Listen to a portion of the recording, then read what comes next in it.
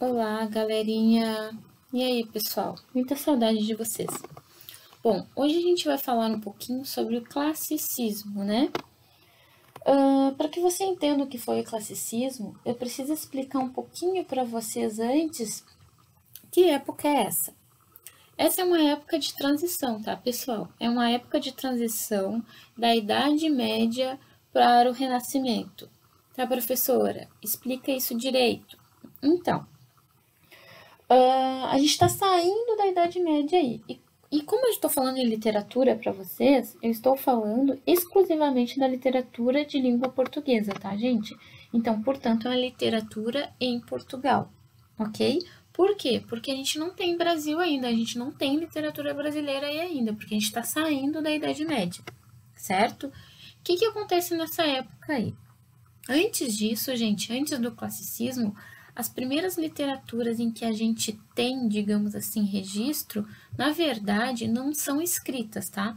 Ela é o trovadorismo. Na verdade, o trovadorismo é a escola literária de língua portuguesa da Idade Média, tá? Então, nessa época, elas são cantadas, por isso as cantigas de amor e as cantigas de amigo, tá? Então, Portugal, nesta época, ela ainda não tinha uma identidade, por isso que nem existia Brasil, ok? Então, voltando à explicação para vocês ali, a Idade Média está acabando e nós temos um período de transição. Esse período de transição chama-se humanismo, certo, gente? Humanismo nada mais é, então, na verdade, ele é marcado principalmente pelo fato de quê? Pelo fato de como as pessoas estão saindo da Idade Média, né? Que é uma idade, que é uma época, digamos assim, que a gente tem o teocentrismo ali. O que é isso? Que é Deus no poder, né? É o Deus soberano, o Deus mantém tudo, né? Que na verdade nada mais é que a igreja no poder ali.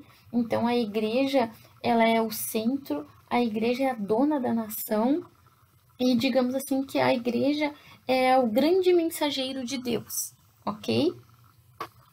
O que acontece? Né? Acontece que as pessoas começam a se dar conta. O homem em si ali nessa época começa a pensar assim, poxa vida, né? É aí que entra o renascimento, só para vocês entenderem. Quando a gente entra no renascimento, que chamamos de humanismo, a gente começa a ter o antropocentrismo aí. O que é isso, professora? É isso que eu tô acabando de explicar para vocês, que eu acabei de falar ali. É o homem começar a pensar nele, a pensar, peraí, ele se questiona, e eu? Né? Tudo bem, Deus é bom, né? Deus é bacana, Deus é o centro, né? E tudo, mas e eu aqui? Eu também faço as coisas legais, né? Nessa época, então, do humanismo, aí a gente percebe algumas divisões e alguns autores começam a se destacar aí.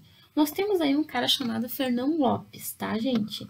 Ele foi, quem foi Fernão Lopes, né? Ele é um cara que ele foi contratado pelos reis, digamos assim, pela galera, né, a galera, a professora se enrolou aqui, né, do reinado, tá? A pessoa de dinheiro, do money, tá, pessoal? Que era quem? Que eram os reis, as rainhas, certo? Então essa galera contrata, né, o Fernão Lopes para ele fazer o quê, gente? Para ele contar as histórias dos reis de Portugal. Lembrando que nós não tínhamos então Portugal, né, a formação de Portugal aí. Depois que a gente vai passar pelo processo do Tratado de Tordesilhas, que vocês aprendem isso lá na história, né? Que é onde ele começa a ter uma nacionalidade, onde ele se divide ali através da Espanha, né?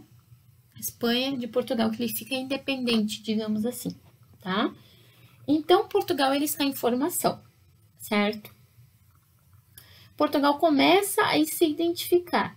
Na verdade, ele começa a se identificar mais ou menos no ano de 1189 ali, tá? E é um grande período ali que ele tá passando, tá, pessoal? A gente está bem nesse início aí dessa fase, tá? Vai ter daqui a pouco esse Tratado de Tordesilhas que eu acabei de falar para vocês, né? Então, né? Como na Idade Média ficou muita coisa sem nada, sem ninguém saber, assim, sem ninguém, eles contratam Fernão Lopes para ele escrever, digamos assim, sobre os bambambãs, né, da civilização. Que civilização é essa? Civilização de Portugal, ok? Fernão Lopes, então, né, ele é dividido em duas partes. Né? Quando a gente fala de humanismo, a gente separa em três partes, tá, gente? Uma dessas partes é justamente essa coisa de história. Então, o Fernão Lopes, o que ele faz aí? Ele faz a história, a prosa historiográfica, né? Que é para contar o que estava acontecendo ali, né? A prosa historiográfica, olha a minha língua se enrolando de novo, historiográfica, certo? Essa prova historiográfica, ela foi justamente o que Fernão Lopes foi contratado para fazer. Que ele vai falar então da história, né? Ele vai contar uma prosa, são crônicas contando quem foi o poderoso, o que estava acontecendo, quem não foi, né? O que passou e o que não passou desta época.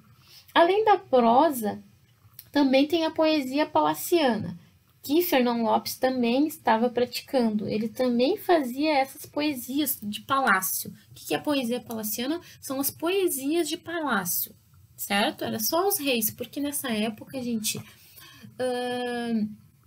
o trovador, inclusive, da época, era o trovador que tinha dinheiro, tá? Até porque o restante era analfabeto, ok? Certo? Então, o cara mais importante do... nós temos um cara muito aí importantíssimo. Então, nessa época também, gente, surge um cara aí muito importante, chamado Gil Vicente, tá? Por quê? E quando eu falo nessa época, é a época do humanismo ali, lembrando que é a época da transição, eu ainda não cheguei no classicismo, né? Ai, professora, quando que você vai chegar no classicismo? Eu preciso que vocês entendam primeiro essa transição, tá? Gil Vicente, né, ele é o cara dono do teatro, ele que começa a criar o que a gente chama de teatro hoje, certo? E como ele faz isso, né?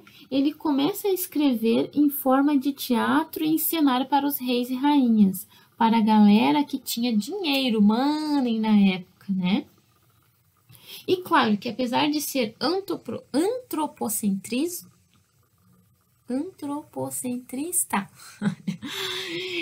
né, eles eram ainda muito católicos, tá? Por quê? Porque a Igreja Católica era a que regia da época também. Então, essa não é uma coisa que acontece de uma hora para outra, né? Por isso que no teatro dele ele vai falar muito sobre essa religião católica aí também, tá?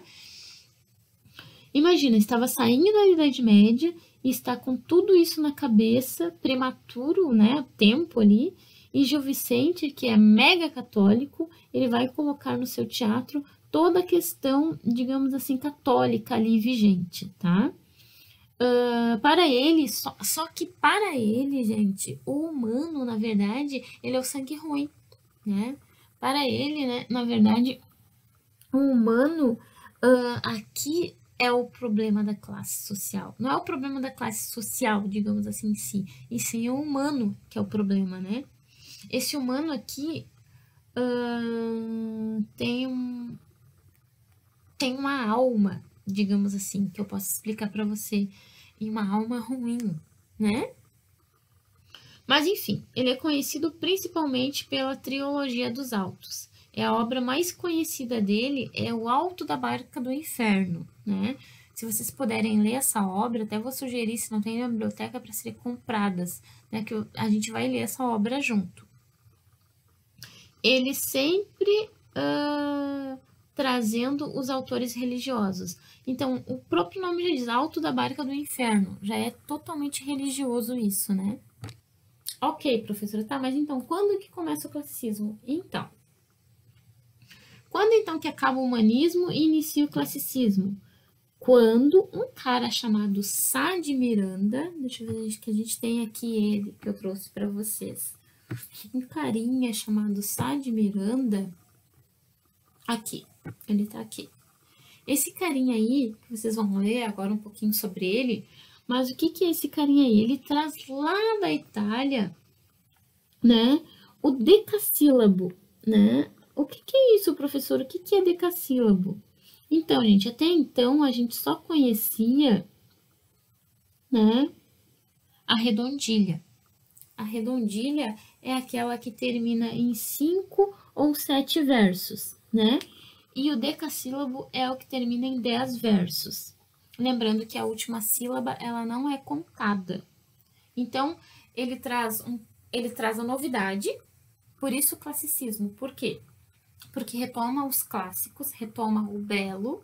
Eu trago um pouquinho do belo aqui também para vocês, que é mais ou menos toda essa apresentação aqui, né, que eu tô passando aqui para vocês, né, a obra, o belo, a arte, né, ele traz um pouquinho dessa classe do belo, da arte, mas ele também traz a novidade, que é o decassílabo, que são os 10 versos, não só mais redondilha, mas agora sim em 10 versos. Toda a literatura escrita criada era feita em redondilha antes, né? Mas o que que é isso?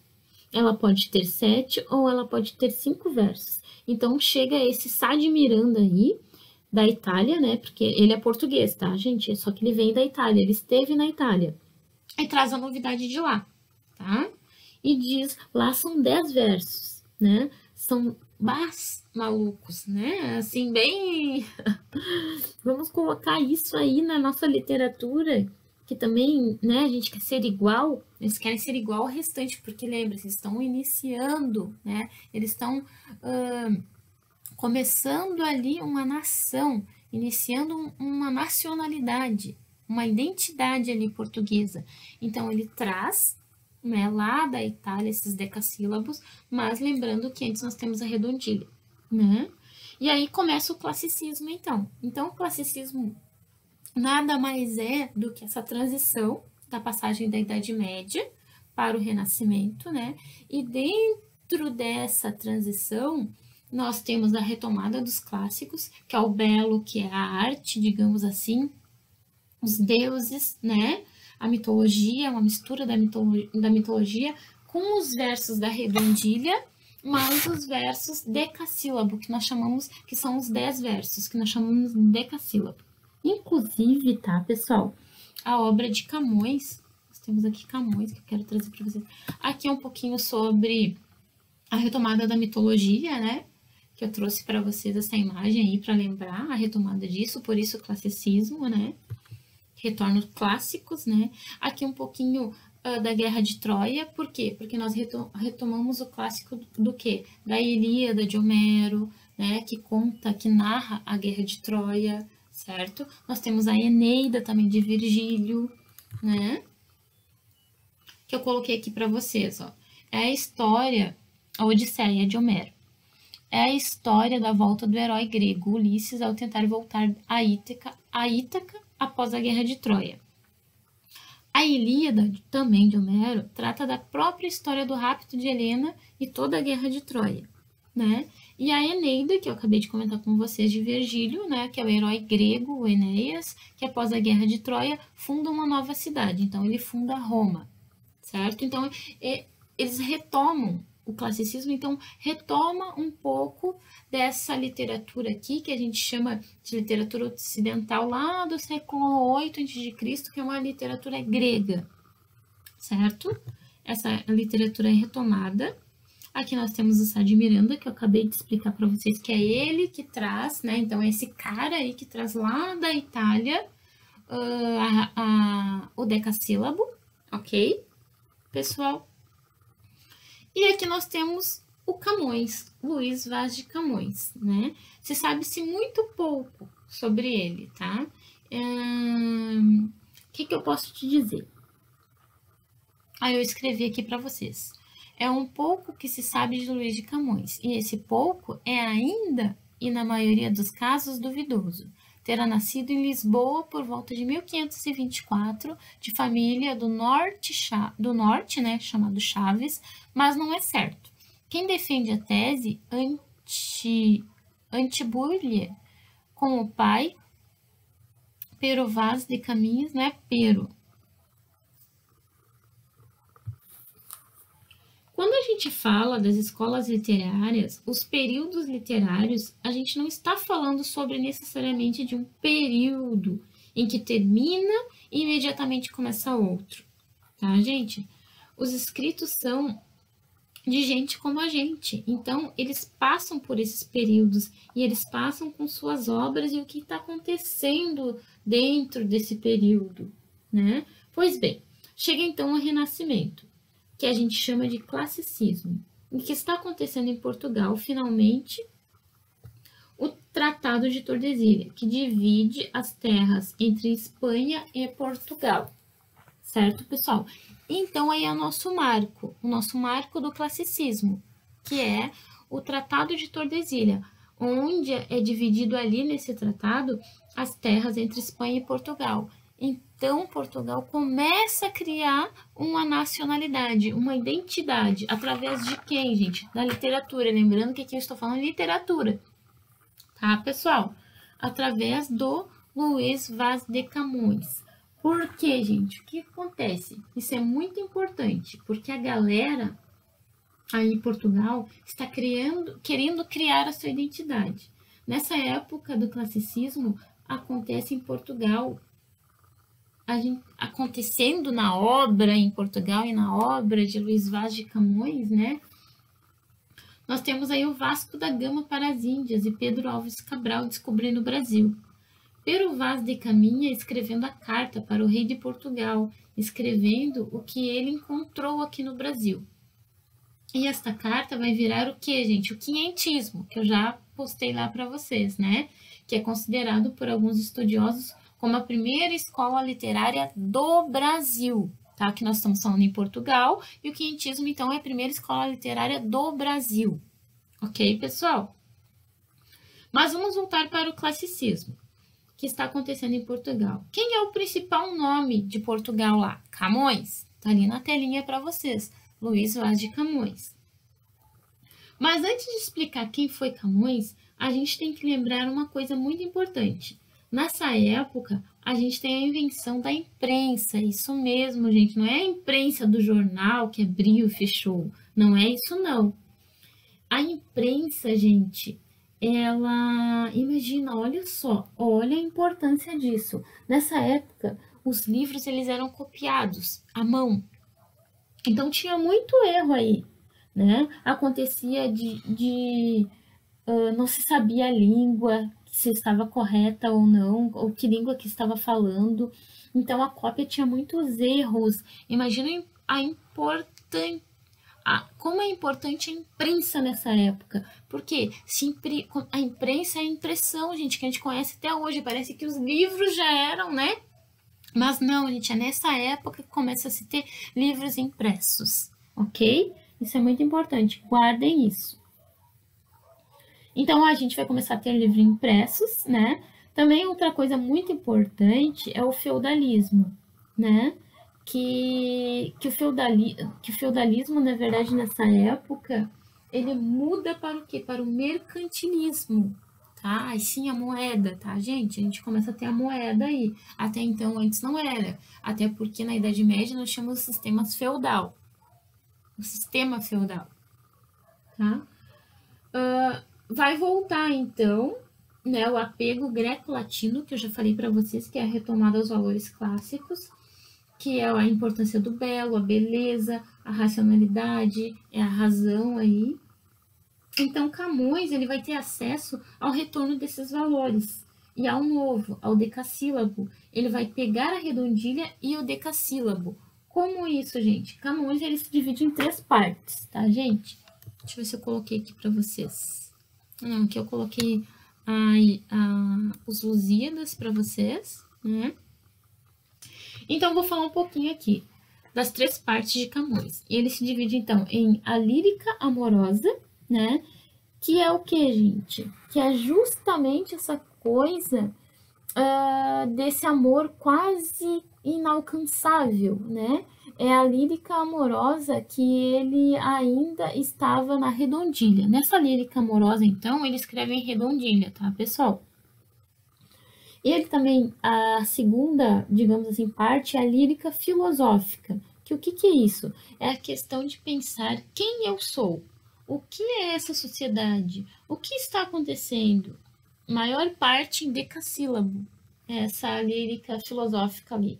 Camões, então, é filósofo, Camões é o pensador, tá? E a terceira parte é a parte lírica épica, né? Que, como eu já expliquei para vocês, né? Épico quer dizer que mais importante é a mais conhecida de Camões, que é justamente essa épica, né? E o que é isso? É aquela história que tem os heróis, né? Que tem gente que vai salvar ali o universo. Os Lusíadas, então, que é a obra maior, se não a principal obra de Camões. Ela tem 10... Gente, ela é enorme, enorme, imensa. Ela tem 10 cantos, 1.102 estrofes e 8.816 versos. E é nos Lusíadas que ela traz Vasco da Gama, né? Um português que está em sua embarcação descobrindo as Índias. Ele é quase, digamos assim, uma alegoria, tá, pessoal? Ele é como se ele representasse Portugal. Na verdade, ele é a representação de Portugal, né? Mais ou menos o que a gente vai ter na primeira fase lá do nosso romantismo, que a gente vai estudar posteriormente, tá? Que é a fase naturalista e indianista com José de Alencar. Então, a gente tem isso também. A gente tem essa questão aí que o português é top, né? Como? Vamos colocar aí um cara, que é o Vasco da Gama, né? Em sua grande, digamos assim, caravela, né? Descobrindo terras nunca antes tocadas e alcançadas, né? Que aparece nessa época. Quando eu falo isso, gente, é irônico, tá? Mas é uma parte ali que a gente vai ler um trechinho no final aqui sobre os Lusíadas. Então, os Lusíadas sempre em decassílabos, tá? Então já começa a parte nova aí, mas lembrando que dentro da obra dele, né, ele traz a mitologia também, né? Então o classicismo está aí, tá, pessoal? Vocês, toquei um pouquinho no trovadorismo, falei do humanismo, falei da transição da Idade Média para o Renascimento e falei do classicismo, que é a retomada do clássico, do belo, da arte da arte da Europa, né? Principalmente de Portugal nessa época de Renascimento, né? E que acaba de sair da Idade Média. Então, isso é o nosso classicismo, ok? Eu espero que vocês tenham entendido. Qualquer dúvida, vocês podem estar me procurando, me questionando, me mandando e-mail, né, postando ali. E agora a gente só vai ler um pouquinho do trecho da obra dos Lusíadas, que foi aquela brincadeira que eu fiz ali no final para vocês. As armas e os barões assinalados, que da ocidental praia lusitana, por mares nunca antes navegados, passaram a lenda Tapobrana, em perigos e guerras esforçados, mais do que prometia a força humana, e entre a gente remota edificaram um novo reino que tanto sublimaram. Aqui também nós temos um clássico dele, né? Aqui entra a lírica amorosa. E nós temos uma regravação do nosso Renato Russo, da Legião Urbana, né? Que ele fez um amor. Agora vocês vão rir da prof, né? Ele fez uma música, né? Que fala: o amor é fogo que arde sem se ver, é ferida que dói e não se sente, é um contentamento descontente, é dor que desatina sem doer, é um não querer mais que bem querer, é solitário andar por entre a gente, é nunca contentar-se de contente, é cuidar de que se ganha sem se perder, é querer estar preso por vontade, é servir a quem vence, o vencedor, é ter com quem nos mata lealdade. Mas como causar pode ser seu favor nos corações humanos a amizade, se tão contrário a si é mesmo o amor? Que lindo, né, pessoal? Espero que vocês tenham gostado da aula, né? Um grande beijo para vocês e até a próxima.